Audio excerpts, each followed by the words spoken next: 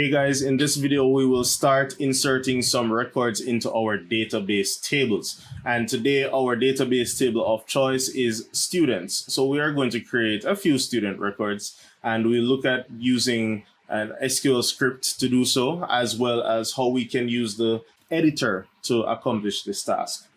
Now there are a few things you have to do before you can just start writing your script. And one of them is to select the database that we're about to use or target for our script. So once again, to select that database, we have to use the use keyword and we specify the database by name. So in this case, we want school. And then we go about creating our script. Now the keywords involved in entering a record or inserting a record are literally, they're standard English really and truly. So we have insert, and then we say into, and then we're expected to say what database table and then what columns we're inserting into. So do recall when we created our table, we created it with a few columns, and you can always just drill down on in the Object Explorer and expand columns and see and refresh yourself. And you can say insert into, and the table name is students. And sometimes you'll actually see people write out the entire name dbo.students. So dbo is just a keyword that is within the context of Microsoft SQL Server, and it sits in front of most tables. So even if you didn't put it there, chances are you will see it appearing there at the default settings. All right, so you can always just say insert into, but I'll leave off the dbo for now, and the table name, and then you open a parenthesis.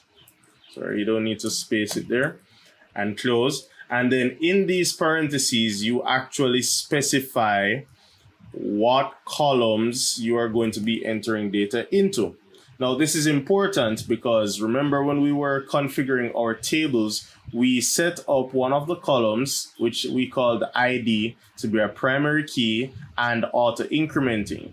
That means when we're inserting a record, we don't have to put anything in here. We have to specify other columns like last name, first name, date of birth, and enrollment date. But we cannot put or shouldn't be attempting to put anything here. So we need to specify.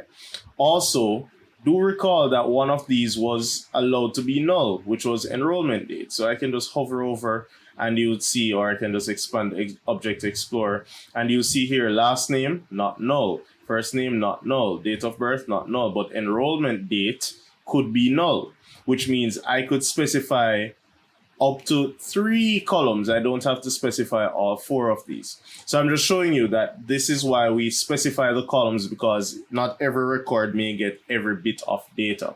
Of course, if the data point is not nullable, then it will not execute the script, because I can't be putting in a student record. I can't be inserting something into the students table without one of these mandatory data points. All right, so let's work through this. So the first one is last name. And I know some people don't like to type, so you can actually just drag and drop. And then you'd see that the SQL editor is actually putting these square brackets. So that's also a feature that you would notice when SQL Management Studio generates some of the SQL for you. They usually put these in square brackets. And as we go on, I'll explain what those square brackets are for. So we can just mix and match, and we just drag and drop across. And I'll fill this entire record with all the data points. So we're inserting we're inserting into the students table, into the columns, last name, first name, date of birth, enrollment date. And then you see that the red line is there. So that means the script is still not quite finished, because we need to specify what values will go into each column. So we have to say values, and I'll just break the line and bring that down. And then we open and close parentheses again. In these parentheses, we have to make sure that the values that we insert here line up with the columns that were ordered here.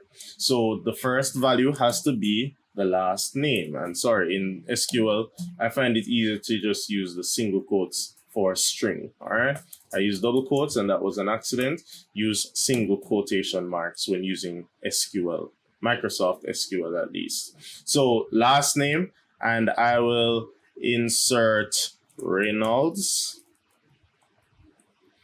First name. So Reynolds lines up with last name. The next value should line up with first name. McGee. Date of birth. The date time format that is default in SQL Server is year, month, day. And that comes in the YYYY-MM-DD. If you're familiar with Excel, then you're familiar with these date formats. If not, that's fine. When entering a date in SQL into a column that is a date time or even date, once it's a date type, the expected format should be the year. So we're in the year, well, this person was born in 1988, the first month, and the 15th day. So once again, that's year, month, day. That is the expectation. And for enrollment date, we will enter 2019-05-01. So that is the 1st of May 2019. And then we can review this and ensure that all the values are correct and correctly lined up. Once again, these values have to correspond with the order that the columns appear in. And then we can go ahead and execute. And once we execute, we know it is successful when it tells us one row affected. That means whatever it is we did, a row was somehow affected, whether it was created. In other examples, you'll see where we can manipulate the data otherwise. So this is an indicator that the script was successful in manipulating that row. So let us try and insert another record. So let's write the script again from scratch. So once again, we say insert into, and then we choose a table name, students, and then we open and close parentheses, and then we list out the columns. So I'm going to mix up the order of the columns a bit. I'm going to say first name first, then last name, then date of birth. As a matter of fact, I'm going to do enrollment date. So I want you to see the errors that you would get when you don't follow the rules that you've set for the columns. So values, and then in the values listing, we have to make sure that first day we have the first name. We can say Jody, Macintosh, and these are purely fictional names. And enrollment date, I'll just say null, all right, because we can pass in a null value. And then I'm going to execute this. The expectation is that we should get an error because we did say that date of birth is mandatory, yet we're here trying to insert a new student without a date of birth value. So if I say execute, then we see cannot insert value null into that column. So we do get an error message, fails. So we know we need to rectify our script to reflect our rules. So I have to say date of birth, and I have to add a value. So 1994, the 3rd month, the 8th day, year, month, day. And then we execute, and then we'll see, voila, one row affected. Let us make one more adjustment to this type of script. So I'm just going to, instead of taking everything out, I'm just going to erase the values. And I'm also not going to insert the enrollment date. So first name, last name, date of birth. Do recall that enrollment date is nullable, so it is not a mandatory field. So this time we want Trisha Williamson, and her date of birth is the year 1995, the 8th month, 7th day. And then we click execute, and there you have it. So this record went into the database without any enrollment date. So to this point, we would have at least 3 records in our database. Now you're probably thinking this is tedious. Every time I have somebody to insert, I'm going to have to erase or rearrange or something. But then there is a way to actually do a multiple insert using one insert into statement, and that's what we're about to do. So when we're going to be inserting multiple records in one statement, what we do is we maintain this first line, the insert into table name, and then we spell out all of the columns. And let's just say all of these next 2 records have an enrollment date. So what we do is write the first one, test, and I'm just going to get very shorthanded now, student, and this person was born 2001, 9th month, 8th day, and you can't leave out your dashes, don't use slashes. It may be forgiving sometimes when you mix up your date formats, but ultimately that's the date format it expects, so you can just stick to that. And the enrollment date is null. Now, when I want multiple records in one statement, what I'll do is just write comma, and then go to the next line and write another one of these. So I'm just going to take this line and copy and paste, and this person is test 1, student 1, and I'll leave the same date of birth, or let me just change it so that we can see the difference in the data.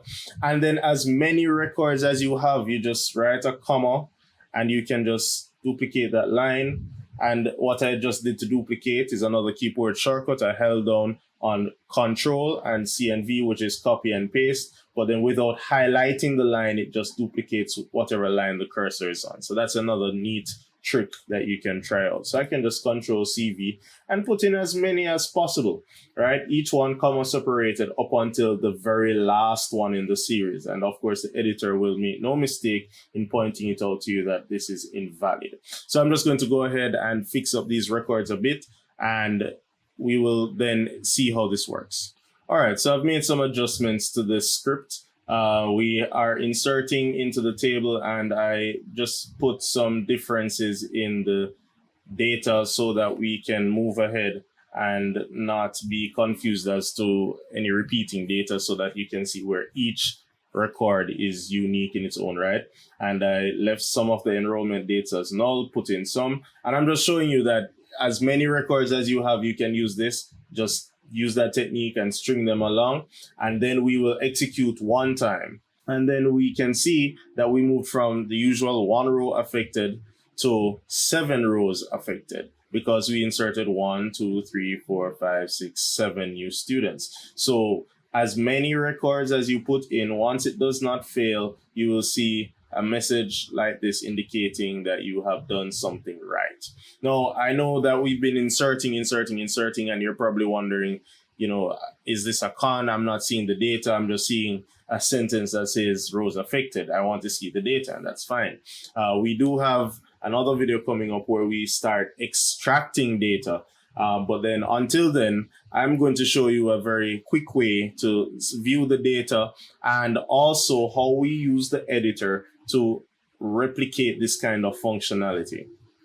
So I've added some comments to this script, and I'm going to show you how we can save a script file. So if you've written a script like this, maybe you were tasked with writing the script to actually put in all the student records, and then you have to submit it to your database administrator or whoever is going to actually pull the trigger.